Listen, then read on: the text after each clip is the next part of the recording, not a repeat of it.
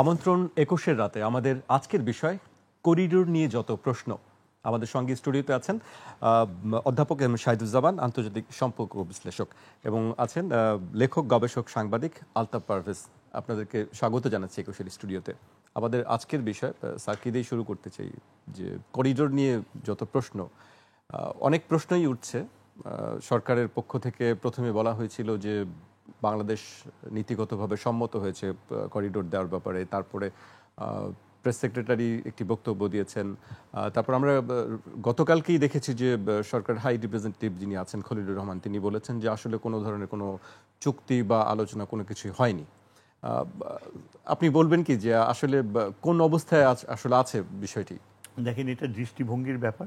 আপনার এখানেই কয়েকদিন আগে আমার ব্যাচমেট, ঘনিষ্ঠ বন্ধু অ্যাম্বাসেডর মুন্সি ফয়েজ এসেছিল। আমি সেই প্রোগ্রামটা দেখেছিলাম। তো মুন্সি ফয়েজ, তারপর আমার আন্তর্জাতিক সম্পর্ক বিভাগের অধ্যাপক ইমতিয়াজ, আর প্রাক্তন পররাষ্ট্র সচিব শহীদুল হক, এরা একটা স্কুল অফ থট। এদের সময়ে এরা এই পুরা বিষয়টা, রোহিঙ্গাদের বিষয়টাকে দেখেছে শেখ হাসিনার নোবেল শান্তি প্রাইজ পাওয়ার ওইটাকে সামনে রেখে। এবং সেই প্রেক্ষাপটে সেখানে দেখা গিয়েছে যে এদের দৃষ্টিভঙ্গিতে তাদের টোটাল কমিটমেন্ট, টোটাল ইনক্লাইনেশনটা ছিল টুয়ার্ডস দ্য মিলিটারি হুন্টা এবং চায়নার প্রতি। এবং মিলিটারি হুন্টার প্রতি টোটাল কমিটমেন্ট থাকার ফলে তারা নন স্টেট অ্যাক্টরের ধারণাকে প্রত্যাখ্যান করেছে। অর্থাৎ নন স্টেট অ্যাক্টরকে আমরা আলোচনাই করবো না। অথচ চিন্তা করেন, আমাদের বাংলাদেশের স্বাধীনতা সংগ্রাম যখন হয়, আমরা কিন্তু নন স্টেট অ্যাক্টর ছিলাম তখন 16ই ডিসেম্বর পর্যন্ত, এবং সেই পরিস্থিতি থেকে আমরা আন্তর্জাতিক। সুতরাং নন স্টেট অ্যাক্টরকে প্রত্যাখ্যান করেছে এই যে এদের স্কুল অফ থট। এর উদ্দেশ্যটা ছিল এই যে এটার মাধ্যমে তারা ওই মায়ানমারের রেজিমকেই পুরোপুরি ইয়েতে রাখবে, কনফিডেন্সে রাখবে। এটা ফ্যাসিজমের জন্য অত্যন্ত কার্যকর নীতি ছিল। এবং তারপর আপনারা দেখেন, এই মুন্সি ফয়েজের ইন্টারপ্রিটেশনে আমেরিকার সাথে এই বিষয়ে আস্থা রাখা, সংযোগ রাখাটা অত্যন্ত ডেঞ্জারাস, অত্যন্ত ক্ষতিকর। এই দৃষ্টিভঙ্গিতে চিন্তা করে যে মুন্সি ফয়েজের কথাগুলো যে আমি শুনেছি, যে আফগানিস্তানে বিট্রে করেছে, ভিয়েতনামে বিট্রে করেছে, আমেরিকার সাথে এই ব্যাপারে কোনো সম্পর্ক রাখাই ঠিক হবে না, আমরা এই বার্মা অ্যাক্টের ট্র্যাপে আমাদের পা দেওয়া উচিত না। অথচ একটা কথা সে বলেনি, আর আপনিও জিজ্ঞেস করেননি, যে এই যে 2018 থেকে এই যে প্রতিটা বছর পাল্টে হয়েছে রোহিঙ্গাদেরকে, তার সম্পূর্ণ খরচ দিয়েছে স্বয়ং মার্কিন যুক্তরাষ্ট্র। চীন একবার ঘুরেও তাকায় নাই, চীন মিথ্যা আশ্বাস দিয়েছে। তো যেই মার্কিন যুক্তরাষ্ট্র এত টাকা ব্যয় করেছে, এমনকি ট্রাম্পের সময় অর্ধেক খরচ দিচ্ছে, তাহলে সেই মার্কিন যুক্তরাষ্ট্রের কোনো ইন্টারেস্ট থাকবে না, স্বার্থ থাকবে না? এই প্রেক্ষাপটে আমি এখন তাহলে আপনার বর্তমান বাস্তবতায় আছি।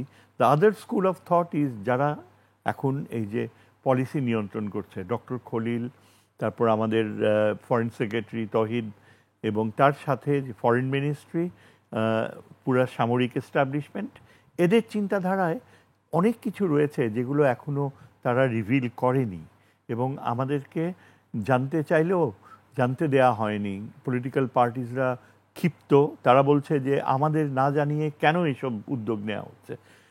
এদের যুক্তি হবে যে এমন কিছু কনফিডেন্সিয়াল বিষয় ছিল, যেমন ওই যে প্রথমে 3টা ডিভিশনকে ইনভলভ করা, তারপর ওইখানে আমেরিকান একটা ঘাঁটি করা ওই শিলখালিতে, এগুলো কিন্তু কোনো কিছুই স্বীকার করেনি, স্বীকার করবেও না, এবং এগুলো অসম্ভব বলা। সামরিক রোল কি হবে নিরাপত্তার ক্ষেত্রে, এগুলো সামরিক প্রয়োজনে সম্পূর্ণ গোপনীয়তা রাখতে হয়। গোপনীয়তা না রাখলেই ভারত সাথে সাথে লাভ দিবে, সাথে সাথে আরাকান আর্মিকে ইনফ্লুয়েন্স করবে, সাথে সাথে মার্কিন যুক্তরাষ্ট্রকে আমাদের বিপক্ষে ইনফ্লুয়েন্স করবে।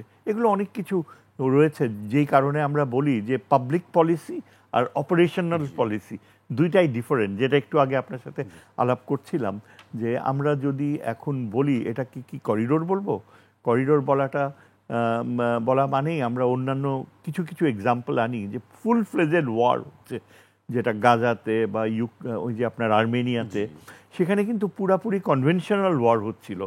এটা কিন্তু কনভেনশনাল ওয়ার না, এটা একটা গেরিলা ওয়ার, যেখানে অনেকাংশেই বলতে গেলে একটা পক্ষ। এবং আমার কাছে যেটা ইম্পর্টেন্ট মনে হয়, সাপ্লাই দেওয়ার ব্যাপারটাও কিন্তু অ্যাবসলিউটলি কনফিউজিং। কাকে আপনি দিবেন এইসব সাপ্লাইজ? ফ্যামিন কি সত্যি সত্যি ঘটেছে? ফ্যামিন কন্ডিশন হলে ওই টেরেইন, ওই ওই ওই জায়গা আপনি পার হবেন কেমনে? ওই মায়ানমারে ঢুকলে কিছু দূর গেলেই তো আরাকান পর্বতমালা। ইউএনের প্রতিবেদনে বলছে যে ফ্যামিন সেখানে আছে। আচ্ছা, যদি থেকেই থাকে তাহলে আরাকান পর্বতমালা আপনাকে পার হতে হবে। আরাকান পর্বতমালার এই পারে ওই পারে জনগোষ্ঠী রয়েছে। বেশিরভাগ রাখাইনরাই কিন্তু আরাকান পর্বতমালার ওই পারে থাকে। এখান থেকে যাওয়াটা অত্যন্ত রুক্ষ। আরাকান আর্মি খুব ভালো করে জায়গাগুলো চিনে। পাহাড় রয়েছে, পর্বতমালা আরও পরে। এখন আপনি যদি সেই অঞ্চল কভার করতে যান, এটা আদৌ ওইখানে পৌঁছাবে কাদেরকে নিয়ে? একটা সামরিক শক্তি প্রয়োজন। সেটা কি বাংলাদেশের? কেননা আরাকান আর্মির ব্যবহার আনপ্রেডিক্টেবল। তারা আমেরিকানদের সাথে দীর্ঘদিন এটা নিয়ে আলোচনা করেছে এবং আমেরিকাকে তারা নিশ্চয়ই কিছু কথা দিয়েছে। আরাকান আর্মির আচরণ একটা গুরুত্বপূর্ণ বিষয়। তারপরে আপনার মার্কিন যুক্তরাষ্ট্রের আচরণ, সেটাও গুরুত্বপূর্ণ বিষয়। মার্কিন যুক্তরাষ্ট্র কি সত্যি সত্যি তার কথা রাখবে? তারা কি সত্যি সত্যি, যদি বাংলাদেশের সামরিক বাহিনী এখানে প্রবেশ করে, তাহলে মার্কিনী সমর্থন নির্ভরশীলতা কতটুকু, আস্থা রাখা যায় কতটুকু? এগুলো কিন্তু সবই একদম গ্রে এরিয়া। খলিল যে বলল যে কোনো চুক্তি হয়নি, তার মানে এটা এত অজানা একটা প্রক্রিয়া। একদিকে হয়তো অনেক দূর এগিয়ে গিয়েছে, খলিলের সাথে ন্যাশনাল সিকিউরিটি অ্যাডভাইজারের দীর্ঘ আলোচনা হয়েছে। তিনি ন্যাশনাল সিকিউরিটি অ্যাডভাইজার, হ্যাঁ, না, ওই American deputy national security American, তার সাথে আলোচনা হয়েছে। দুইজন অ্যাসিস্ট্যান্ট সেক্রেটারি স্টেট এসছে, তাদের সাথে দীর্ঘ আলোচনা হয়েছে। মায়ানমারে যে মার্কিন কূটনীতিক মহিলা রয়েছে, তার সঙ্গে ইউএন মহাসচিবের সঙ্গেও আলোচনা হয়েছে। মহাসচিবের সাথে তো সেটা সবচেয়ে ইম্পর্টেন্ট, কেননা মহাসচিব এটা নিশ্চিত করতে চেয়েছে যে যে তিনি আমাদেরকে গো হেড সিগন্যাল দিয়েছে যে you cannot ignore the it is a reality. তার মানে আমাদের সাথে আরাকান আর্মির যে আলোচনাটুকু হয়ে থাকতে পারে, সেখানে মহাসচিবের অবস্থানটাই খুব গুরুত্বপূর্ণ। কারণ আরাকান আর্মির আন্তর্জাতিক বৈধতা নেই। আরাকান আর্মি কোনো চুক্তি সই করলে মানতে হবে, ওই রকম কোনো আন্তর্জাতিক কমিটমেন্ট নেই। আরাকান আর্মির আচরণ প্রচণ্ড আনপ্রেডিক্টেবল, একটা ডেঞ্জারাস, বলতে পারেন যে ইনডিসিপ্লিনড। তাদেরকে আস্থায় নেওয়া, বিশ্বাস করা খুবই ঝুঁকিপূর্ণ। এমনকি মার্কিনিরা তাদেরকে কতটুকু নিয়ন্ত্রণ করতে পারবে আমরা জানি না। তবে ফাইনালি যেটা আমাদের উদ্দেশ্য হচ্ছে, এখানে আমরা কেন যাব? আমরা একটা কারণেই যাব, যে আমরা নিশ্চিত হব যে রোহিঙ্গাদের আরাকানে ফেরত নেওয়া হবে। সেই ফেরত নেওয়ার প্রক্রিয়ায় মার্কিন যুক্তরাষ্ট্র কি আরাকান আর্মিকে বাধ্য করতে পারবে? মার্কিন যুক্তরাষ্ট্র কি এটা নিশ্চিত করবে যে রোহিঙ্গারা ফেরত গেলে তখনই আরাকানে মার্কিন স্বার্থ পূরণ হতে পারে? অর্থাৎ আমি যেটা বিশ্বাস করতে চাই যে মার্কিন যুক্তরাষ্ট্রের আচরণ র্যাশনাল হবে। র্যাশনাল যদি হয়, তার অর্থ এই দাঁড়াবে যে তারা রোহিঙ্গা আর রাখাইনদেরকে সহ অবস্থানের নীতিতে আসতে বাধ্য করবে। রোহিঙ্গারাও আরাকান আর্মিকে বিশ্বাস করে না, তাদেরকে বিশ্বাসের আওতায় আনতে হবে।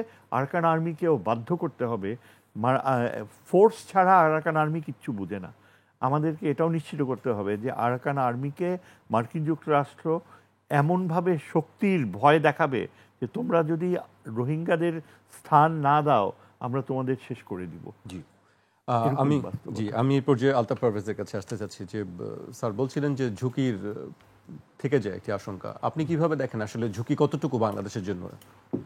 আমি তো প্রথমে বলতে চাই যে এই যে মানবিক করিডোরের প্রসঙ্গটা এখন আসলো, এবং মানবিক করিডোরের প্রসঙ্গ আসার পাশাপাশি আমাদের সরকারের পক্ষ থেকে যুদ্ধ প্রস্তুতির কথাও উচ্চারিত হয়েছে। এই দুটো প্রসঙ্গকে আমি একসাথে আলোচনায় আনতে চাই। আমি বলবো পুরো ব্যাপারটাই অসময়োচিত, অপরিণত এবং উদ্বেগজনক। কেন অসময়োচিত সেটা আমি প্রথমে বলি। দেখুন, অভ্যন্তরীণভাবে গণ অভ্যুত্থানের পর থেকে আমাদের দেশে প্রচণ্ড রাজনৈতিক টানাপোড়েন যাচ্ছে। এই মুহূর্তে প্রতিটি রাজনৈতিক দল পরস্পর তীব্র প্রতিযোগিতায় লিপ্ত। এক দলের বিরুদ্ধে আরেক দল জনসভা করছে। এমনকি সরকারের বিরুদ্ধেও পরশু একটা জনসভা হয়েছে যে একটা কমিশনের রিপোর্ট কমিশন সহ বাতিল না করলে সরকারই ফেলে দেওয়া হবে, এরকম টাইম লাইন দিয়ে। তো এরকম, এবং কবে নির্বাচন হবে আমরা এখনো জানি না। সারা দেশ নির্বাচনের জন্য উন্মুখ হয়ে আছে। নির্বাচনের আগে কতটুকু সংস্কার হবে, হবে কি হবে না, এগুলো নিয়েও চরম বিতর্ক চলছে। এবং এই সরকার জনপ্রিয় সরকার হলেও অনির্বাচিত সরকার, ফলে মানুষ একটা নির্বাচিত সরকারের জন্য অপেক্ষা করছে এখন। এবং কিন্তু সেই নির্বাচিত সরকার কবে আসবে মানুষ জানে না। এরকম একটা টানাপোড়েন, অনিশ্চয়তা, উদ্বেগজনক অবস্থায় আমাদের সরকারই প্রথম মানবিক করিডোরের প্রশ্ন, যুদ্ধের প্রশ্ন নিয়ে আসলো। অর্থাৎ দেশের আভ্যন্তরীণ বিষয়ের উত্তেজনার মাঝে আমরা একটা আন্তঃরাষ্ট্রীয় প্রসঙ্গ নিয়ে আসলাম। এবং দেখেন, অপরিণত আমি বলবো, এই আলোচনার মধ্যে আমাদের একটা দল বলেছে আরাকানে একটা ইন্ডিপেন্ডেন্ট স্টেট কায়েম করা উচিত মুসলিমদের নেতৃত্বে, মুসলিমদের জন্য। এটা আমি বলবো যে বার্মা সম্পর্কে জানা বুঝার প্রচণ্ড ঘাটতি তৈরি করে এই ধরনের বক্তব্য। কারণ বামাররা অহেতুক একটা উদ্বেগে থাকে যে বাংলাদেশ রোহিঙ্গাদের ইন্ধন দিচ্ছে, আরাকানে অস্থিতিশীলতা তৈরি করতেছে, এবং বার্মা জুড়ে, বার্মার কোনো অংশে বাংলাদেশ থেকে কখনো না কখনো একটা আগ্রাসন চালানো হবে। এটা ওদের একটা ভুল ধারণা, কিন্তু এই ধারণা ওইখানে প্রচণ্ডভাবে শক্তিশালী। তা আমাদের এই যে দল এটা বলল, বাংলাদেশের কি আরাকানে কোনো ইন্ডিপেন্ডেন্ট রাষ্ট্র গঠনের কোনো পরিকল্পনা নিয়ে বাংলাদেশ কখনো কাজ করছে? অথচ এটা বাজারে ছেড়ে দেওয়া হলো এবং ওইখানে এটা নিয়ে একটা জটিলতা তৈরি হয়ে গেল। এবং উদ্বেগজনক আমি বলবো যে মানবিক করিডোরের ধারণাটা যখন আনা হলো, দেখা গেল সরকারের ঊর্ধ্বতন ব্যক্তিরা তিনজন তিন রকম কথা বলেছেন। প্রথমে যিনি বললেন, উনি বললেন যে আমরা এই বিষয়ে নীতিগতভাবে সম্মত হয়েছি, কিন্তু কিছু শর্ত দিয়েছি, শর্তের কথা বলেন। ওকে, ঠিক আছে। পরের জন বললেন, দ্বিতীয়জন বললেন এই নিয়ে কোনো আলোচনাই হয়নি। তৃতীয়ত একটা হলো, আজকে শুনলাম যে মানবিক করিডোর নয়, এটা একটা প্যাসেজ বা চ্যানেল হবে, কোনো চুক্তি হয়নি। তার মানে দেখেন, এই যে আলোচনাটা হচ্ছে, সরকারের ভিতরেই একক ধারণা নেই, একটা নানা মত রয়ে গেছে মনে হচ্ছে, এবং অস্পষ্টতা রয়ে গেছে। তো এরকম একটা বিষয় যেটা খুবই গুরুত্বপূর্ণ আন্তঃরাষ্ট্রীয় সম্পর্কের ক্ষেত্রে, আমি বলবো আঞ্চলিক পরিস্থিতির জন্য গুরুত্বপূর্ণ, আমাদের অভ্যন্তরীণ রাজনীতির জন্য গুরুত্বপূর্ণ, কিন্তু সরকার মনে হচ্ছে এই বিষয়ে সরকারের মধ্যেই নানা ধরনের অস্পষ্টতা আছে। এবং এই ধরনের বিষয় যদি আমাদের এখানে পার্লামেন্ট থাকতো, অবশ্যই পার্লামেন্টে আলোচিত হতো, হওয়ারই কথা আর কি। কিন্তু এখন পার্লামেন্ট নাই, রাজনীতিবিদদের সাথে তো আলোচনা করার ব্যাপার ছিল। রাজনীতিবিদরা বলছেন ওনারাও কিছু জানেন না, ফলে উদ্বেগ, উৎকণ্ঠা জনগণের মাঝে এই কারণেই আরও বেড়ে গেল। এবং এর মাঝে যুদ্ধ প্রস্তুতির কথাও এলো।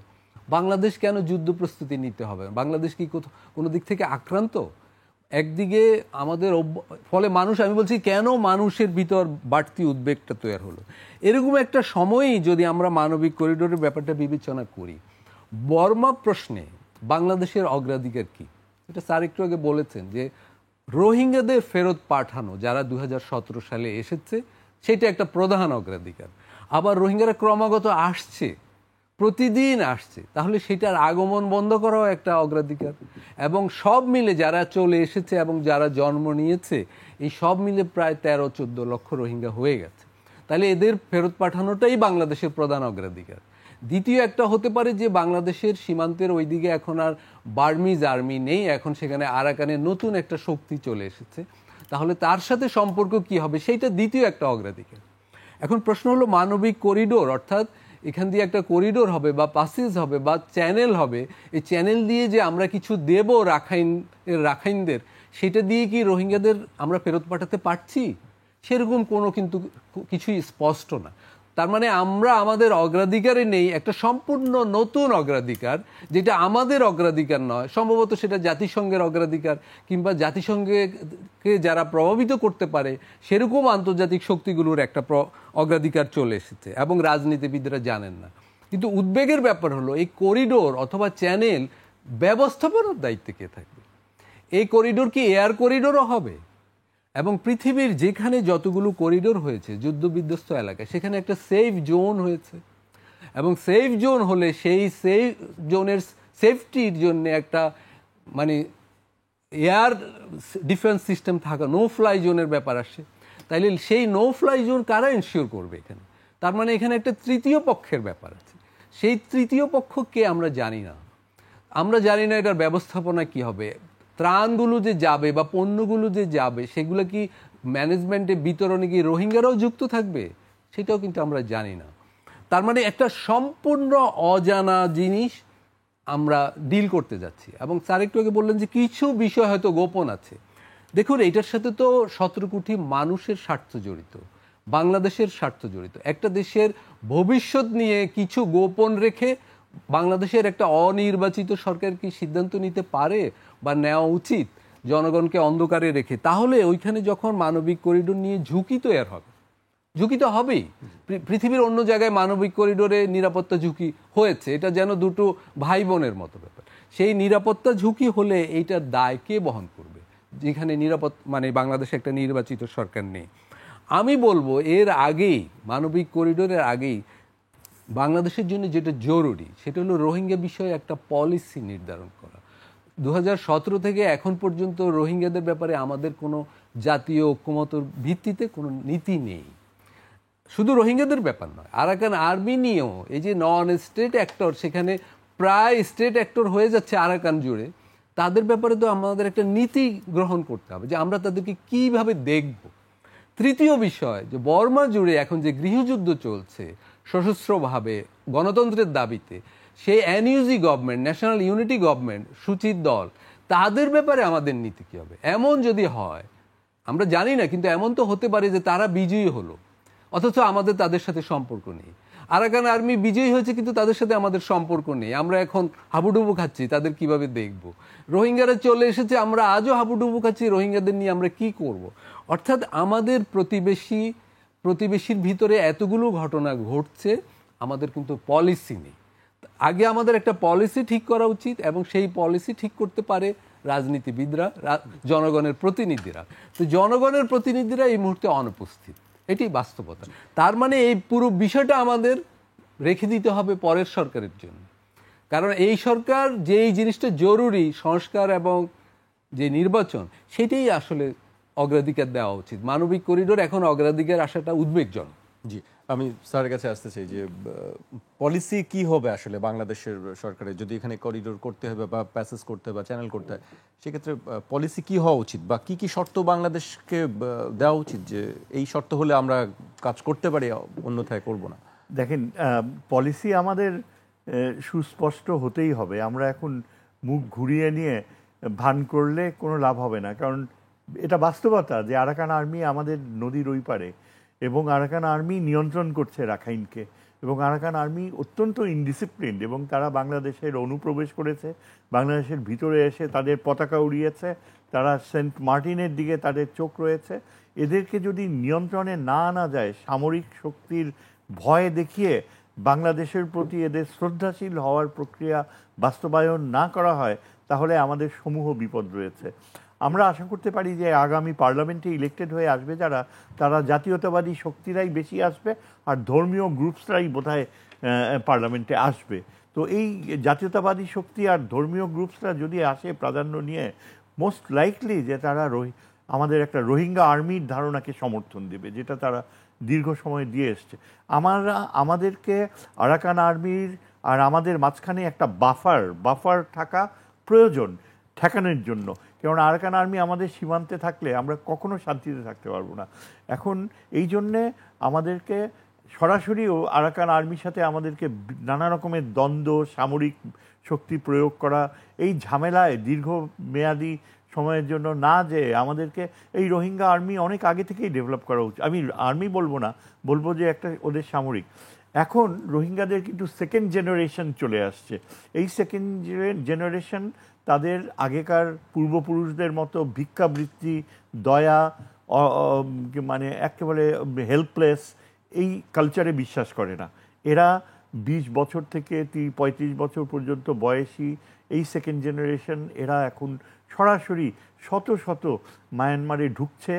তাদের নেতারা বলছে যে আমরা যুদ্ধ করে আমরা নিজেরাই আমাদের দেশ স্বাধীন করব, কারণ কেউ আমাদের করে দেবে না। এটা আমরা ভালো করে বুঝতে পারছি। এই চিন্তাধারাটা ওদের ভিতর আসার কারণে ওদের প্রতি দৃষ্টিভঙ্গি পাল্টাতে হবে, এবং আমরা আশা করতে পারি যে রোহিঙ্গা একটা মিলিটারি ফোর্স ডেভেলপ করা 20,000-এর খুব কঠিন কিছু হবে না। 20,000-এর মতো একটা ফোর্স তারা যদি ইকুইপমেন্ট পায় আর আমাদের সামরিক বাহিনী ট্রেনিং থাকে, তারা দাঁড়াতে পারবে। আচ্ছা, এটা না হয় একটা দিক বাদ দিলাম। তারপরে যেটা হচ্ছে যে এই যে বর্তমানে যে টাইমিংটা আমরা যে দেখতে পাচ্ছি, যেটা আমার ভাই বললেন একটু আগে, এই টাইমিংটা কিন্তু একটা কারণে এই সময়ে হবে এটা অনিবার্য ছিল। কারণ টাইমিংটা ঠিক করছে কে?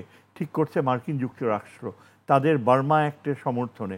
তারা এই টাইমিংটা ঠিক করেছে কারণ তারা দেখতে পাচ্ছে যে ট্রাম্পের সময় যখন সমস্ত এইড কমে যাচ্ছে, তখন গাজা, ইউক্রেন, তারপরে একটাই দেশ অঞ্চল, সেটা হচ্ছে এই আরাকান। এই কারণে ইউএন সেক্রেটারি জেনারেল ঢাকায় এসে বলেছে যে এই এইড কিন্তু আর আসবে না, তোমাদের এই রোহিঙ্গারা না খেয়ে মারা যাবে, তোমাদের সমাজ ব্যবস্থা ভেঙে পড়বে, এদের একটা কিছু ব্যবস্থা করতে হবে। এই জন্য বলল ত্রাণের কথাটা, প্রসঙ্গটা তুলেছে। আসল ব্যাপার হচ্ছে মার্কিন যুক্তরাষ্ট্রের বার্মা অ্যাক্টকে সামনে রেখেই ইউএন সেক্রেটারি জেনারেল এসছে, এটা আমার ধারণা। কেন? বিকজ এই টাইমিংয়ে আমাদের দেশে এমন একটা সরকার ক্ষমতায় এসছে, হাসিনার মতো না, আমেরিকার কথায় চলবে। ইউনূস সাহেবকে যদি বলে, ইউনূস সাহেব সেটা করবে। আমেরিকার ইচ্ছাতেই খলিলুর রহমানকে বসানো হয়েছে। Khalilur Rahman thoroughly trained in coercive diplomacy, Fletcher School of Law থেকে পিএইচডি করা। তার মতো ওই ডিগ্রি একমাত্র আমাদের চিফ জাস্টিসের রয়েছে। চিফ জাস্টিসও কিন্তু well versed on international law. আচ্ছা, এইটা একটা কারণ যে টাইমিং এরকম হচ্ছে, কারণ আমেরিকা দেখতে পাচ্ছে বাংলাদেশে ফেভারেবল রেজিম। সেকেন্ড যেটা আরও ইম্পর্টেন্ট, সেটা হচ্ছে আরাকান আর্মি এখন আনকোশ্চেন সুপিরিয়রিটি। আমেরিকানরা ডিসাইড করেছে যে আরাকান আর্মিকে সে প্রভাবিত করতে পারবে, আরাকান আর্মিকে সে আর্মস দিয়েছে। এমনকি এমনও হতে পারে যে চীন যে আরাকান আর্মির উপর যে প্রভাব রাখে, সেই বিষয়ে সিস্টেমিক লেভেলে, আমরা আইআরএ বলি এরকম, ইন্টারন্যাশনাল সিস্টেমিক লেভেলে চীন আর আমেরিকার মধ্যে একটা আলাদা সংযোগ রয়েছে, একে অপরের উপর নির্ভরশীল। চীন যদি আমেরিকার বন্ডস ট্রিলিয়নস অফ ডলার উইথড্র করে, আমেরিকান ইকোনমি কল্যাপস করবে। আবার আমেরিকান মার্কেট যদি বন্ধ করে দেয়া হয়, চীনের ইকোনমি তখন ভয়ঙ্কর পজিশনে যাবে। দেয়ার ডিপেন্ডেন্স যেমন অনেকটা এই যে ভারত ইমিটেট করতেছে, ভারত আর চীনের ইকোনমিক। আচ্ছা, এইখানে সিস্টেমিক লেভেলে আমার মনে হয় যে চীন আরাকান আর্মিকে খুব বেশি পছন্দ করে না। তারা দেখতে পাচ্ছে জুনটা ইজ অ্যাবাউট টু কল্যাপস। তারা দেখতে পাচ্ছে আরাকান আর্মি অত্যন্ত সুযোগ সন্ধানী, বিশ্বাসঘাতক এবং মঙ্গলয়েড ক্যারেক্টারের ওয়ার্স্ট এলিমেন্টস ওদের মধ্যে আছে। সেই ক্ষেত্রে আমেরিকা যদি আরাকান আর্মিকে ইউজ করে স্ট্যাবিলাইজেশন, স্থিতি, চীনের জন্য ব্যবসায়ী জাতি চায় না, তাদের জন্য সবচেয়ে ইম্পর্টেন্ট হচ্ছে স্থিতি, এই অঞ্চলের স্থিতি। তারা অ্যাসিওরেন্স চায় তাদের সমস্ত ইকোনমিক প্রজেক্টসগুলো এখানে থাকবে। তার চেয়েও আরও বেশি তার access Chinese navy in the Bay of Bengal, এইটা যেন সম্ভব হয়, তাদের access to the straits of Malacca যেন সিকিওর হয়। আমার বিশ্বাস যে এই বিষয়ে আমেরিকার সাথে তার গোপনে আলোচনা হয়েছে। দুইটা দেশের জন্যই একটা কমন ফ্যাক্টর, যেটা ভারতের স্পাইনে চিলস আনবে। আমেরিকাও চায় যে নর্থ ইস্ট ভেঙে যাক, চায়নাও চায় নর্থ ইস্ট ভেঙে যাক। এখানেই ভারতের সবচেয়ে বড় উৎকণ্ঠা। চায়না আর আমেরিকা দেখতে পাইছে যে আমেরিকাকে বিট্রে করে তার পিছন দিক দিয়ে ইন্ডিয়া চায়নার সাথে গোপনে ডিল করছে। ইন্ডিয়া চায়নাকে কখনো বে অফ বেঙ্গলে থাকতে দিতে চায় না, চায়না আমেরিকা এটা পছন্দ করে না। আবার অপরদিকে চায়না মনে করে যে ইন্ডিয়াকে আমরা কেন অ্যালাউ করব কালাদান প্রজেক্ট, কেন তার সেভেন সিস্টার্সের ব্যাপারে আমরা তাকে হেল্প করব। China has separate plans. North ইস্টকে সে বলে আমরা তোমাদের অনেক বড় প্রসপেরিটি দিব, ইন্ডিয়া এই গরিব দেশের সাথে থাইকা তোমরা কেন গরিব হয়ে থাক, আর তোমরা মঙ্গলয়েড, আমরা Mongoloid. China has lot of cards. So আমেরিকার টাইমিংটা ইজ সো পাওয়ারফুল যে এখানে কেউই ওভারলুক করতে পারে না। আর বাংলাদেশ, আমরা তো ছোট দেশ, আমরা মুখ ঘুরিয়ে আমাদের কি লাভ? আমেরিকা কি বিট্রে করবে? মুন্সি ফয়েজ যে বলে আমেরিকা হাত গুটায় নেবে, এত সোজা না। মুন্সি ফয়েজ ইচ্ছা করে চোখ বন্ধ করে থাকে, কারণ ওর চিন্তা ছিল হাসিনাকে কেমনে নোবেল প্রাইজ পাওয়ায় দেবে। কতখানি অবাস্তব। আর ওই ইমতিয়াজ কি বলে, আমার ছাত্র ছিল ইমতিয়াজ বলে যে আমেরিকানরা, চাইনিজরা বাংলাদেশে কোনো ইন্টারেস্ট দেখাবে না ইলেকশন না হলে। চায়না কি বদার করে ডেমোক্রেটিক ইলেকশনসের জন্য? চায়না বদার করে স্ট্যাবিলিটি, স্থিতি। চায়নার একমাত্র আকর্ষণ হচ্ছে স্থিতি। কাজেই আমার ধারণা যে আমাদেরকে এখন সিরিয়াসলি রিয়্যাক্ট করতে হবে। আমাদের সামরিক বাহিনীকে প্রস্তুত রাখতে হবে। সামরিক প্রস্তুতি খুব ইম্পর্টেন্ট, কিন্তু এটা গোপন থাকবে। সামরিক বাহিনী কখনো আপনাকে জানতে দেবে না, বুঝতেও দেবে না। এ পর্যায়ে একটা বিরতিতে যেতে হচ্ছে আমাদেরকে, আমরা বিরতি নিচ্ছি। দর্শক, একটি বিরতি নিচ্ছি, বিরতির পর আবারও ফিরবে 21-এর রাতে, আমাদের সঙ্গেই থাকুন।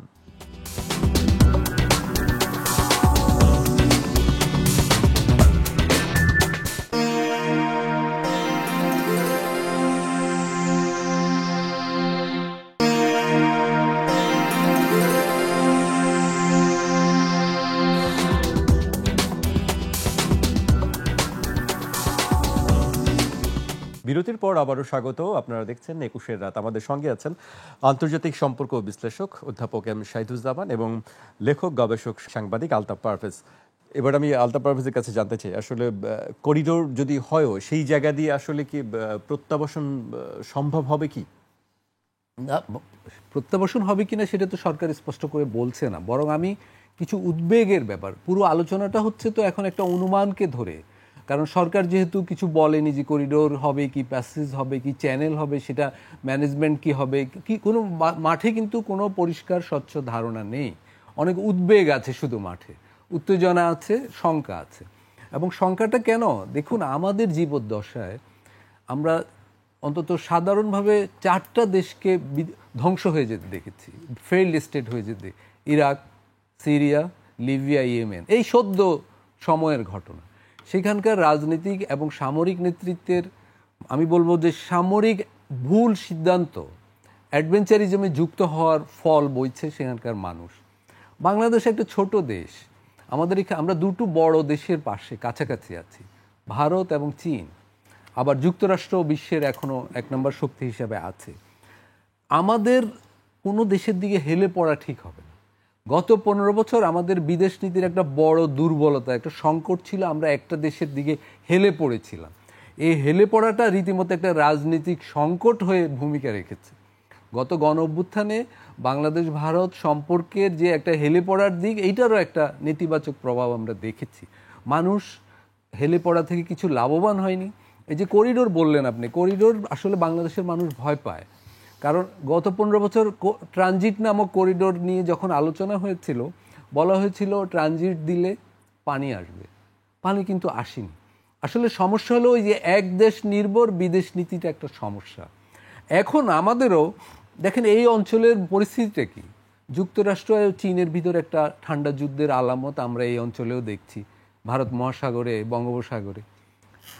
তারপরে এখানে ভারত একটা বড় অর্থনীতির দেশ, শক্তিশালী দেশ। ফলে যুক্তরাষ্ট্র, চীন, ভারত এবং মিয়ানমার আমাদের প্রতিবেশী তো আমরা পাল্টাতে পারবো না। ফলে এই যে শক্তিগুলো, এদের সবার সঙ্গেই আমাদের ভালো সম্পর্ক রাখতে হবে। যুক্তরাষ্ট্র আমাদের পণ্যের বড় বাজার, তাকে তো আমরা ইগনোর করতে পারবো না। চীন বিপুল অর্থনীতির একটা দেশ, আমাদের অবকাঠামোগত উন্নয়নে চীনের বিপুল ভূমিকা, সংশ্লিষ্টতা আছে। আবার ভারত আমাদের বড় প্রতিবেশী, আমাদের 3 দিকে আছে। তার মানে এদের সবার সাথে আমাদের একটা উইন উইন সম্পর্ক লাগবেই। তারাও লাভবান হবে, আমরাও লাভবান হব। আবার মিয়ানমার, যদিও এখন আরাকান মিয়ানমারের বাহিনী নিয়ন্ত্রণে নেই, কিন্তু মিয়ানমার দেশটা তো আছে। মিয়ানমারের মধ্য দিয়েই কেবল আমরা আসিয়ান দেশগুলোতে পৌঁছতে পারি। আমাদের বিরাট সম্ভাবনা, সেখানে বড় একটা অর্থনৈতিক সম্ভাবনা রয়েছে। ফলে আমি বলবো যুদ্ধ উন্মাদনার চেয়েও আমাদের প্রয়োজন হলো দক্ষ কূটনীতির ব্যবহার, ভারসাম্যপূর্ণ সম্পর্ককে ব্যবহার করা, মানে কিভাবে আমরা সেটা অর্জন করতে পারি। এবং দেখুন, এই যে ভারত পাকিস্তান যুদ্ধ হচ্ছে, সেটা সম্পূর্ণ ভিন্ন একটা প্রেক্ষাপট। এবং কিন্তু চীন যুদ্ধ করছে না। এই যে চীন যে এগোতে পারলো, বিশ্বের এত বড় একটা দ্বিতীয় অবস্থানে চলে আসতে পারলো এবং প্রথম অবস্থান ছুঁই করছে, সেটা হলো যুক্তরাষ্ট্রের প্রচুর ইন্ধন উস্কানির পরেও চীন কোথাও যুদ্ধে লিপ্ত হচ্ছে না। পুরো সম্পদটা সে নিজস্ব উন্নয়নে ব্যয় করতে পারছে, প্রযুক্তির উন্নয়নে, অর্থনৈতিক উন্নয়নে। ফলে বর্তমান বিশ্বে যারাই যুদ্ধে জড়িয়েছে, যাদেরকেই যুদ্ধে জড়ানো গেছে, তাদেরই সর্বনাশ হয়েছে। ইউক্রেন রাশিয়াকে যুদ্ধে জড়িয়ে দেওয়া হয়েছে, রাশিয়ার মতো দেশ সেইটা থেকে এখনো বের হতে পারেনি। আমরা অবশ্য যুদ্ধে জড়াতে চাই না, গতকালই বলেছেন যে প্রক্সি ওয়ারে যেতে চাই না আমরা, কিন্তু যুদ্ধ প্রস্তুতির আলাপটা চলে এসেছে এবং মানবিক করিডোরের সাথে নিরাপত্তার প্রশ্ন চলে আসে। ফলে আমরা এই মানবিক করিডোর দেওয়ার সময় চীন কি সম্মত আছে কিনা আমরা জানি না। ভারত সম্মত আছে কিনা আমরা জানি না, আরাকান আর্মি এটা কিভাবে দেখছে আমরা জানি না। আমরা তো এদের সবাইকে মানে অনিশ্চয়তা মানে ইগনোর করে পারবো না, কিন্তু পারা ঠিকও হবে না। ফলে এই প্রত্যেকটা জায়গায় আমাদের কূটনীতিকে ব্যবহার করা উচিত সবার আগে। সামরিক বাংলাদেশ কিন্তু অর্থনীতিভাবে ছোট অর্থনীতি, দুর্বল অর্থনীতি, এবং তার মধ্যেও আবার এখন অর্থনীতির অবস্থাটা ভালো যাচ্ছে। আমরা তো ডিভিশন সৈন্য বাড়িয়ে যেতে পারবো না, কিন্তু বরং সুসম্পর্ক বাড়িয়ে আমাদের একটা আত্মরক্ষামূলক উন্নত প্রযুক্তির সেনাবাহিনী গড়তে হবে। সেটা নিশ্চয়ই আমাদের সরকার, বিভিন্ন সরকারই করছে এবং আগামী সরকারই করবে। ফলে আমি যেটা বলতে চাচ্ছি যে মানবিক করিডোর যদি সামরিক শঙ্কা তৈরি করে, সামরিক বিপদ তৈরি করে, যদি এতে রাজনীতিবিদরা রাজি না থাকে, আমাদের সামরিক বাহিনীগুলো যদি অনীহা থাকে, তাহলে এটা এগোনো উচিত নয়। কারণ রোহিঙ্গাদের স্বার্থের চেয়েও বাংলাদেশের স্বার্থ বড়, আর আরাকানের রাখাইনদের স্বার্থের চেয়েও, ওদের ত্রাণের চেয়েও বাংলাদেশের ভবিষ্যৎ নিরাপদ রাখাটা জরুরি। সেটি তো জরুরি। আরেকটি বিষয় হচ্ছে যে বাংলাদেশের বড় স্বার্থ, যেটি সবাই বলছেন যে রোহিঙ্গাদেরকে ফিরিয়ে দাও তাদের দেশে, সেই জায়গাটা কি সম্ভব হবে? আমি আসলে সেখানে মানবিক করিডোরে তো শর্ত হিসেবে এটা আছে বলে তো আমরা জানি না। এইটুকু জানি যে একটা সেফ জোন হবে, এবং যেই ত্রাণগুলো যাবে সেগুলো রোহিঙ্গাদের রোহিঙ্গারাও যাতে সেগুলো পায়, সেরকম একটা শর্তের কথা শোনা গেছে। কিন্তু রোহিঙ্গাদের ফেরত নেওয়ার জন্য যে আরাকান আর্মিকে রাজি করানো, সেইটার কোনো ন্যূনতম কোনো লক্ষণ নেই। তারপরে এতে বার্মিজ আর্মিরও এখন না হলেও ভবিষ্যতের জন্য হলো বার্মিজদের, বামারদেরও রাজি করার একটা ব্যাপার আছে, এবং এই রাজি করার ক্ষেত্রে দুটো প্রধান ব্যাপার আছে। সেটা হলো ওইখানকার নাগরিকত্ব আইনের সংশোধন, কারণ ওইখানকার নাগরিকত্ব আইনে তো রোহিঙ্গাদের স্বীকারই করা হয় না। তারপরে ওইখানকার সংবিধানে যে জাতির তালিকা, যে তারাই নাগরিক হবে যারা বর্মার 135টা জাতি এবং উপজাতির অংশ, রোহিঙ্গারা সেখানেও নেই। ফলে এই আইনগত সংস্কার ছাড়া তো সেখানে যেতে পারবে না রোহিঙ্গারা, গেলেও থাকতে পারবে। বরং উল্টো তো আরো আমরা দেখলাম যে 1,18,000 রোহিঙ্গা নতুন করে বাংলাদেশে প্রতিদিনই চলে আসছে। তার মানে সেখানে, এবং বলা হচ্ছে ওইখানে দুর্ভিক্ষ অবস্থা। দেখুন, আমি নিজে আরাকান আর্মি চিফ জেনারেল নায়েকের ইন্টারভিউ করেছি, তো ওইখানে যে সংকট আছে সেটা হলো অবকাঠামোগত সংকট। মানে কি, ব্রিজ ভেঙে গেছে, ভবন ভেঙে গেছে, এগুলো বানানোর যে উপাদান, এগুলোর সংকট আছে। খাদ্যপণ্যর সেখানে সংকট নেই। এখন যে রোহিঙ্গারা আসছে, এরা কিন্তু ক্ষুধার জ্বালায় আসছে না, এরা আসছে নিরাপত্তাহীনতার কারণে। অর্থাৎ আরাকান আর্মির সাথে তাদের সম্পর্কটা ভালো যাচ্ছে না। তাইলে আরাকান আর্মির সাথে তাদের ভালো সম্পর্ক করতে হলে এইটা বাংলাদেশকে উদ্যোগ নিতে হবে। এই জায়গাটায় বাংলাদেশ পারে। তার আগে মানবিক করিডোর একটা, আমি বলবো দ্বিতীয়, তৃতীয়, চতুর্থ গুরুত্বপূর্ণ বিষয় আমাদের স্বার্থের জায়গা থেকে, বাংলাদেশের স্বার্থের জায়গা থেকে। স্যারের কাছে আসতে চাই যে শুনছিলাম যে তাদের খাদ্য সংকট নেই, তাদের সংকট অন্য জায়গায়, কিন্তু ইউএন বলছে যে সেখানে দুর্ভিক্ষ অবস্থা, খাদ্য সংকট আছে, জরুরি খাদ্য পৌঁছাইতে হবে। একটা আরো অস্পষ্টতা, এটা ইউএন অনেক বেশি স্পেকুলেট করছে। আসলেও খাদ্য সংকট নেই। আমার এক ঘনিষ্ঠ একজন এক সমকালের রিপোর্টার মায়ানমারের থেকে ঘুরে এসছে, ও বলে যে স্যার যথেষ্ট জায়গা, আর চাষ করলেই খাদ্য ফলন, কেউ না খেয়ে মরে না। ইউএন বলছে যে সেখানে দুর্ভিক্ষ অবস্থা, মানবিক বিপর্যয় ঘটবে। এটা আমি আজকেও দেখেছি। আমার কাছে মনে হয় যে এটা সত্যির একেবারে কাছাকাছি না, কিছুটা সত্যি হতে পারে। আসল প্রবলেমটা হচ্ছে যে আমেরিকানসরা চায় এখানকার রিসোর্সেস নিয়ন্ত্রণ করতে। এই যে শ্যাটার বেল্ট, এই আপনার কার্টারের ন্যাশনাল সিকিউরিটি অ্যাডভাইজার ছিল জবিগনিয়া ব্রিজিনস্কি, পোল্যান্ডের। সে অ্যান্টি কমিউনিস্ট, সাংঘাতিক, সে অত্যন্ত এক্সপ্যানশনিস্ট ছিল। সে বলতো যে এই আরাকানটা হচ্ছে শ্যাটার বেল্ট, বিভিন্ন জায়গা যেখানে থার্ড ওয়ার্ল্ডের রাষ্ট্র ভেঙে পড়ছে, ওই জায়গায় আমেরিকার স্বার্থ থাকলে গ্র্যাব করা উচিত। এটা অরিজিনালি ওই ব্রিজিনস্কির ধারণা যে আমেরিকানরা বার্মা অ্যাক্ট রিনিউ করছে, একেবারে 2 বাইপার্টিজান অ্যাগ্রিমেন্ট, এবং টাকা আলাদা করে রেখেছে, বিলিয়নস অফ ডলার এর পেছনে খরচ করবে। চায়নাকে রাখতে দেবে না একলা, এইখানকার পুরা রিসোর্সেসে ভাগ বসাবে। এই যে প্যাসিফিক ডেপুটি কমান্ডার এসে কথা বলে গেল, এখানে তো সামরিক কথাবার্তাই হয়েছে, এমনি তো কথাবার্তা হয় নাই। আর কথা হচ্ছে যে আমেরিকা, আমাদের যদি সামরিক বাহিনীর প্রস্তুতি সেরকম থাকে, সেই প্রস্তুতিটা শান্তির জন্য থাকাই বাঞ্ছনীয়, ঠিক, কিন্তু আমরা তো আর অন্যের আচরণ ঠিক করতে পারবো না। আপনি রাস্তায় গাড়ি চালাচ্ছেন, সাবধান, কিন্তু ওই ড্রাইভারটা কিভাবে চালাচ্ছে সেটা তো আপনি নিয়ন্ত্রণ, আপনাকে ও কি দেখতেই হবে ও কি করে।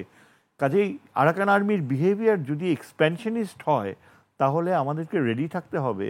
প্রথমে তাদের সাথে আমরা ভালোভাবে বোঝাবো ওরা রোহিঙ্গাকে ফেরত নেয় কিনা, ওদের নিতেই হবে। আমেরিকানদের চাপ আসলে ওদের একজন জেনারেল কিন্তু একটা ইন্টারভিউতে বলছে ইরাওয়াদিতে যে রোহিঙ্গাদেরকে ফেরত নিতে আমাদের অত আপত্তি নাই, আমাদেরকে রিসোর্সেস যদি দেয়া হয় ওই ইকোনমিক ডেভেলপমেন্টের তাইলে আপত্তি নাই। কিন্তু ওরা কিন্তু খুব রেসিস্ট। বুদ্ধিজমে যে এই ধরনের ঘৃণা রেসিজম থাকতে পারে, তারা কিন্তু এই যে রোহিঙ্গাদেরকে কি বলে তিরস্কার করে জানেন, ব্ল্যাক পিগস। বাঙালিদেরকেও কিন্তু ওরা যখন দেখবেন ফেসবুকে সোশ্যাল মিডিয়াতে লেখা, যদি ঝগড়া শুরু হয়, যেমন ভারতীয় আর বাংলাদেশির মধ্যে ফেসবুকে ঝগড়া হয়, তো মায়ানমারের কোনো কাউকে যদি আপনি বলেন যে কেন নিবা না, ওরা আপনাকে গালি দেয় কি এই যে ব্ল্যাক, আমি নিজে দেখছি ব্ল্যাক পিগস, বেঙ্গলিজ আর ব্ল্যাক পিগস। এই ধরনের রেসিস্ট ওরা বুদ্ধিজমের ধর্মটাকে একেবারে গিলে ফেলছে। সুতরাং ওদেরকে মনুষ্যত্বের দিকে আনতে হলে বল প্রয়োগ করার প্রাসঙ্গিকতা উড়িয়ে দেয়া যায় না। বাংলাদেশের সামরিক বাহিনী যে কখনো যাবে না আরাকানের ভেতরে, এবং আরাকানের অন্তত যত রোহিঙ্গা ওরা মারছে, যদি 1000 আরাকান আর্মিকে একেবারে এলিমিনেট করা, ভীতি এমন একটা জিনিস যে মঙ্গোলয়েড কালচারে সবচেয়ে ভালো কাজ করে। থাইল্যান্ড এই পলিসি ব্যবহার করে, চায়না এই পলিসি ব্যবহার করে, এবং মঙ্গোলয়েডরা এমন যে আপনি ওদের হত্যা করলেন, তারপরে আবার স্বাভাবিক অবস্থা আসলে আপনার সাথে আবার বাণিজ্যের সম্পর্কও করবে। প্রতিহিংসার বিষয়টি কিন্তু থাকে, যুদ্ধ যখনই আপনি জড়াবেন তখন প্রতিহিংসার কিন্তু সঙ্গে সঙ্গে থাকবে, যে প্রতিশোধ নেওয়ার একটি বিষয়ে কাজ করবে। এখন আমরা চাই যে রাখাইনরা আমাদের নেইবার হিসাবে ভালো, তবে মায়ানমারের ফিউচার তো আমি দেখতে পাচ্ছি না। মায়ানমারের জেনারেলসরা যারা ক্ষমতায় এখনো বসে আছে, তাদের ওয়ার ক্রাইমসের জন্য টার্গেটেড করা হয়েছে। অনেকেই এখন একদম আইডেন্টিফাইড, রিটায়ার করার পরে পালিয়ে বেড়ায়, আমেরিকান পাসপোর্ট ইউজ করতে পারে না, ইউরোপিয়ান ইউনিয়নেও অনেকে যেতে পারে না, বাইরে তাদের যা সম্পদ সেটা সব হয়ে যাচ্ছে, আমাদের যেমন আওয়ামী নেতাদের অবস্থা যা হচ্ছে। সুতরাং এই পরিস্থিতি টাটমাডক কখনো ফেস করে নাই। রাশিয়া কি ওদের জীবিত রাখতে পারবে?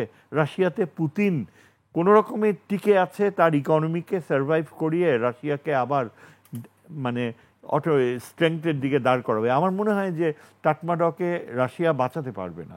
টাটমাডর ভবিষ্যৎ অন্ধকার, যদি না কোনো মিরাকল ঘটে। আমেরিকানরা এই সুযোগটাই নিচ্ছে। আমেরিকানরা কিন্তু বুঝতে পারতেছে যে ভবিষ্যতের মায়ানমার বেশি প্রাসঙ্গিক নাকি অটোনমাস মায়ানমার একটা সবারই। এখন যা দেখার হবে যে আরাকান আর্মি কি এনইউজির প্রতি অনুগত থাকে কি না।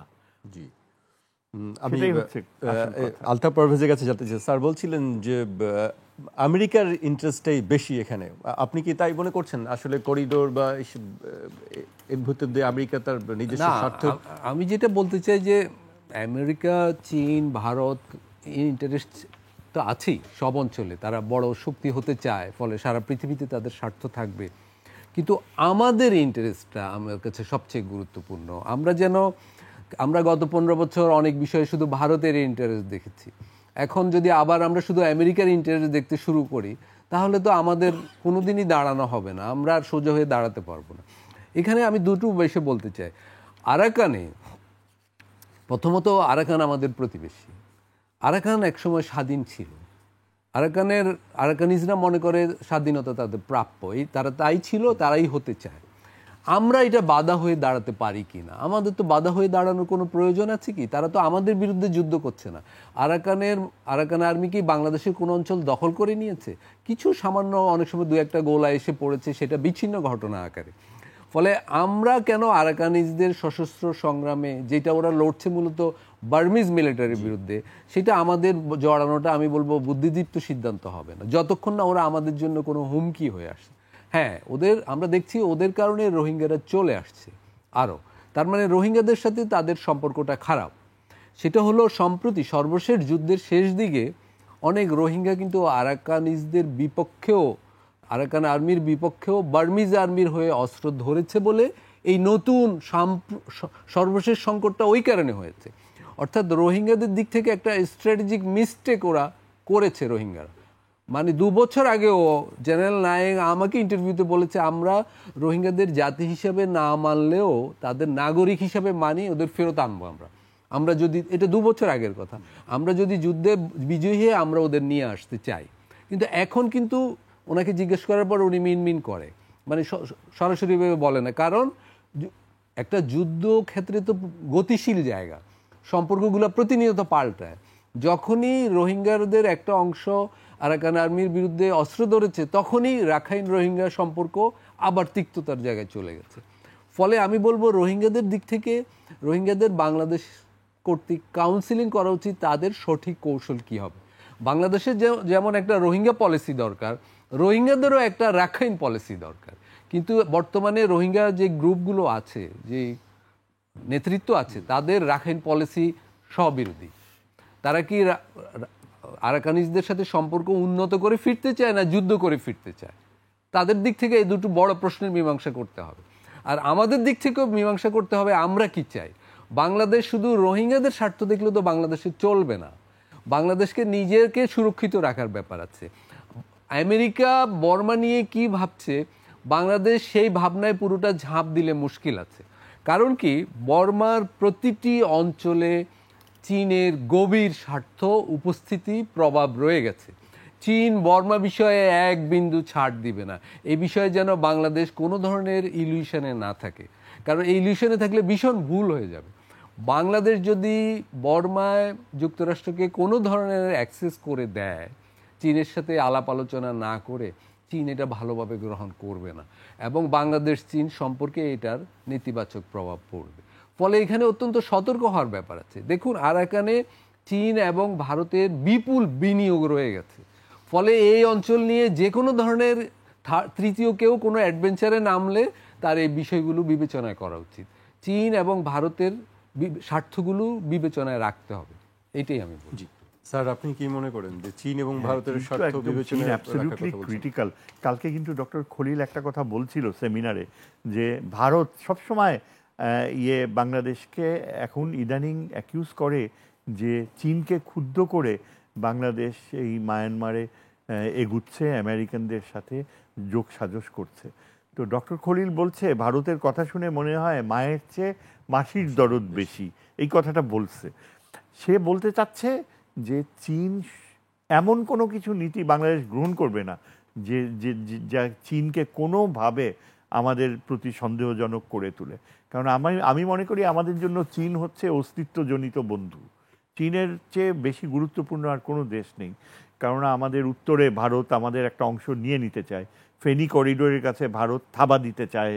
সেখানে দুইটা জায়গাতেই কিন্তু চীনের সহযোগিতা আমাদের জন্য অপরিহার্য। চীন, যে খলিল যেটা বলল যে আমরা এমন কোনো কিছু করিনি, যদি কিছু করতাম আমেরিকার সাথে তাহলে চীন কি চুপ করে থাকতো? চীন কি কিছু বলতো না? চীন কি আমাদের প্রতি ওয়ারিড? এবং এটাও ইঙ্গিতে অনেকে বলে যে আমাদের প্রধান উপদেষ্টা যখন চীনে গিয়েছে, শোনা গিয়েছে যে উনি নাকি চীনের সাথে এই বিষয়ে ডিটেইলড আলোচনাও করেছেন যে যদি মার্কিন যুক্তরাষ্ট্র বার্মা অ্যাক্ট সম্পর্কে কিছু করে আমরা কি পথে যাব, আপনাদের স্বার্থের রক্ষা করে আমরা পদচারণা করব। তো চীনের ব্যাপারে যে ধারণা পেয়েছে যে চীন সম্পূর্ণ সজাগ বার্মা অ্যাক্ট সম্পর্কে, আমেরিকার উদ্দেশ্যগুলো, আমেরিকা এখানে রিসোর্সের প্রতি লোভ রয়েছে, ডিপ সি অয়েলের প্রতি লোভ রয়েছে, চীন সেটা ভালো করে জানে। আর চীন আমাদেরকে একটা জিনিস বারবার করে যে চীনও কিন্তু আমাদেরকে ইকুয়ালি গুরুত্ব দেয়। চীন আমাদের বে অফ বেঙ্গলে তাদের উপস্থিতি অনিবার্য। ভবিষ্যতের ভারত, আমি যেটা একটাই শুধু আমার ইন্টারেস্ট, সেটা হচ্ছে যে আমি ভারত ভেঙে যাক, আমি সেটা দেখতে চাই। কারণ ভারত যদি না ভাঙে আমরা ভেঙে যাব। আমাদের আর ভারতের সম্পর্ক হচ্ছে হয় ভারত ভাঙবে না হয় আমরা ভাঙবো। ভারতের ফরেন মিনিস্টার বলে দিয়েছে জয়শঙ্কর জার্মান জার্নালিস্টকে যে the very creation of Bangladesh was a mistake, it threatens our north east. যে বাংলাদেশে ৭১-এ ভারত যদি এটা দখল করে নিত, কিংবা 47-এর পার্টিশনের সময় বাংলাদেশকে আলাদা ছেড়ে দেওয়াটা, এটা নর্থ ইস্টের সিকিউরিটির জন্য সবচেয়ে বড় ভুল। এখন আমার কথাটা আপনি আক্ষরিক অর্থে নেবেন না যে আমি চাই যে ভারত ভেঙে যাক, আমি চাই যে ভারত অস্তিত্বে, কিন্তু আমি এটাই চাই যে ভারত আমাদের সার্বভৌমত্বকে স্বীকার করে নিক। যদি তারা আমাদের সার্বভৌমত্ব স্বীকার করে নেয়, আমরাও ভারতকে আমাদের সবচেয়ে ঘনিষ্ঠ বন্ধু হিসেবেই পেতে চাই। কিন্তু সেই পথ তো ভারতকে করে দিতে হবে। সেই পথ যদি ভারত না করে, এখনো যদি আরএসএস বলে যে অখণ্ড ভারত তারা করবে, তাহলে আমরা কোথায় যাব? আমরা তো একটা ছোট দেশ, আমাদের তো উপায় থাকতে হবে একটা। আমরা কেন পাকিস্তানের দিকে হাত বাড়াই? বাধ্য হয়ে হাত বাড়াই। কে চায় পাকিস্তানের কাছে হাত বাড়াতে? তাই না? মানে আলতাফ পারভেজ, আপনার কাছে জানতে চাই যে স্যার যে আশঙ্কার কথাটা বলছিল ভারত এবং বাংলাদেশকে নিয়ে, আপনি কিভাবে দেখেন আসলে দুই দেশের এই সম্পর্কটা? না, আমি বলবো যে আমি সবসময় বিশ্বাস করি যে প্রতিবেশী তো বদল করা যায় না। তাহলে প্রতিবেশীর সাথে একটাই বিকল্প, সেটা হলো উইন উইন একটা সম্পর্ক নিয়ে একটা সুসম্পর্ক রেখে চলা। আমরা ছোট দেশ, আমরা চাই, ভারত একটা বড় দেশ, এটাই বাস্তবতা। তারা চতুর্থ বড় অর্থনীতি, কিন্তু আমরা ছোট দেশ বলে আমরা আমাদের স্বার্থ তো জলাঞ্জলি দিব না। ভারতের সাথে আমাদের জরুরি কিছু স্বার্থ আছে। প্রথমত আমাদের নদীর স্বার্থ আছে, পানির স্বার্থ আছে। আমাদের 50টার বেশি নদী ভারতের সাথে আছে, ফলে এই নদীর পানি তো আমাদের লাগবে। আমাদের প্রাণ প্রকৃতির জন্য এই নদীর পানিটা লাগবে। আবার ভারত বড় অর্থনীতি, এদিকে চীনও বড় অর্থনীতি, উভয় দেশকেই আমাদের লাগবে। ফলে এখানে কোনো অ্যাডভেঞ্চারিজমে ভোগা বাংলাদেশের জন্য অনেক কস্টলি হয়ে যাবে। আমাদের এখানে অনেক নীতি নির্ধারক আমি সম্প্রতি দেখেছি উত্তর পূর্ব ভারত নিয়ে উত্তেজক মন্তব্য করেছেন। সাধারণ মানুষ, বুদ্ধিজীবী, সাংবাদিক এটা করতে পারে, বলতে পারে একটা মতামত আকারে, কিন্তু নীতি নির্ধারকদের তরফ থেকে এই ধরনের মন্তব্য ভারতে আবার আরেক ধরনের উত্তেজনা তৈরি করে। এখানে গণ অভ্যুত্থানের পর থেকে ভারতে অনেক বাংলাদেশ সম্পর্কে ভুল তথ্য প্রচারিত হচ্ছে। মানে যা ঘটেনি বাংলাদেশে সেগুলিও তারা অনেক বড় করে প্রচার করছে। ফলে এরকম একটা সময়ে আমরা কি উত্তর পূর্ব ভারতকে বিভক্ত করে দেব? আমাদের কি এরকম কোনো কর্মসূচি আছে? বাংলাদেশের অফিসিয়াল সরকারি কোনো কর্মসূচি নেই, থাকার কথাও না, এটা হয় না। তাহলে বাংলাদেশের নীতি নির্ধারকদের এইসব বিষয়ে কথা বলার সময় অনেক দায়িত্বের সঙ্গে সামগ্রিক পরিস্থিতি বিবেচনা করে, আন্তঃরাষ্ট্রীয় সম্পর্ক যাতে ক্ষুণ্ণ না হয় সেই সব বিবেচনা করে মন্তব্যগুলো করা উচিত। কারণ ভারতের যেমন উত্তর পূর্ব ভারত নিয়ে কিছু সমস্যা আছে, আমাদেরও তো পার্বত্য চট্টগ্রাম নিয়ে সমস্যা আছে, পাকিস্তানের বেলুচিস্তান নিয়ে সমস্যা আছে। মানে প্রত্যেকটা রাষ্ট্রেরই কিছু কিছু দুর্বল গ্রন্থি আছে। তাহলে যারা পরস্পর শান্তিতে থাকতে চায় তাদের অন্যের দুর্বল গ্রন্থি নিয়ে বেশি নাড়াচাড়া না করাই ভালো, বিশেষ করে দুর্বল রাষ্ট্রগুলার, ছোট রাষ্ট্রগুলার। দেখুন শ্রীলঙ্কা, ভারত শ্রীলঙ্কার তামিল এলাকা নিয়ে অনেক সমস্যা করেছিল একসময়, কিন্তু শ্রীলঙ্কার এখন যে নতুন সরকার এসেছে ভারতের সাথে সম্পর্ক ভালো রাখার চেষ্টা করছে। নেপালের সরকার তাই করছে। আমাদেরও তাই করা আমি বলবো জরুরি, কারণ আমরা উত্তর পূর্ব ভারতের যেই সমস্যা আছে সেটা উত্তর পূর্ব ভারতের জাতিগুলো ঠিক করবে। আমরা এটা কিছু একটা চাইতে পারি মনে মনে, বা আমাদের সাহিত্যে, সংস্কৃতিতে, আমাদের আড্ডায়, সেমিনারে হইতে পারে, কিন্তু আমাদের রাষ্ট্রীয় পলিসি হতে হবে এমন যে ভারতের অভ্যন্তরীণ বিষয়ে আমরা নাক গলাবো না, এবং ভারতও আমাদের অভ্যন্তরীণ বিষয়ে নাক গলাবে না। আমাদের সম্পর্ক হবে পারস্পরিক স্বার্থের জায়গায়, বাণিজ্য, পানি, সীমান্ত নিরাপত্তা। আমরা এটা বলবো যে আমাদের সীমান্তে যেন বেসামরিক মানুষ না মরে, ভারতের যে সীমান্ত প্রহরীরা যেন আমাদের বেসামরিক মানুষকে হত্যা না করে, আর যেটা ঘটেছে বিগত সময়, এগুলো হলো আমাদের জরুরি। আমাদের যেন গঙ্গা চুক্তি আবার রিনিউ হয়, আমাদের যেন তিস্তার পানি নিয়ে একটা মর্যাদা সম্পন্ন বন্টন হয়, কিন্তু উত্তর পূর্ব ভারত আমাদের কনসার্ন হওয়া উচিত না। জি স্যার, আমরা শেষ পর্যায়ে চলে এসেছি, একেবারে খুব সংক্ষেপে যদি আপনি বলেন যে আসলে বাংলাদেশের স্বার্থ কি হওয়া উচিত। দেখেন, আমাদেরকে এটা সচেতন থাকতে হবে যে ভারতের যে বিজেপি ক্ষমতায় রয়েছে, আগেকার ভারত, নেহেরুর সময় কংগ্রেসের সরকারগুলো, তারা কিন্তু অনেক ডিসেন্ট ছিল বাংলাদেশের প্রতি, কিন্তু এই সরকার এটা কিন্তু চালাচ্ছে আরএসএস। এটা একটা সন্ত্রাসী সংস্থা। আরএসএস সরাসরি বলেছে, এবং আপনি যদি ইউটিউবে দেখেন ভারতীয় জেনারেলরা অত্যন্ত একাডেমিক আলোচনা করে যে কিভাবে বাংলাদেশের ওই রংপুর অঞ্চলটা দরকার হলে কিনে নিবে, ফেনীর কাছে তারা বাংলাদেশকে চিটাগং সহ আলাদা করে দিবে। এইসব জিনিস আমরা আগে কখনো শুনি নাই। ইদানিং তারা খোলাখুলি তাদের শিক্ষিত বিশারদরা পশ্চিমবঙ্গে বসে, তাদের প্রফেসররা পর্যন্ত এইসব আলোচনা করছে, এবং টেলিভিশন টক শোতে ম্যাপ এঁকে দেখাচ্ছে এগুলো। এই কারণেই কিন্তু চিন্তার বিষয়। সেকেন্ডলি, ভারত কিন্তু এখানে এই যে দেখেন গত কয়েক মাসে ভারতের যে চেহারা আমরা দেখলাম, ভারত মারাত্মক প্রোপাগ্যান্ডা ওয়ার লঞ্চ করে, এবং স্পেশালি তারা যে হিন্দুদের প্রতি নির্যাতন, এই প্রচারটা তারা অনবরত চালিয়ে যাচ্ছে। কেন?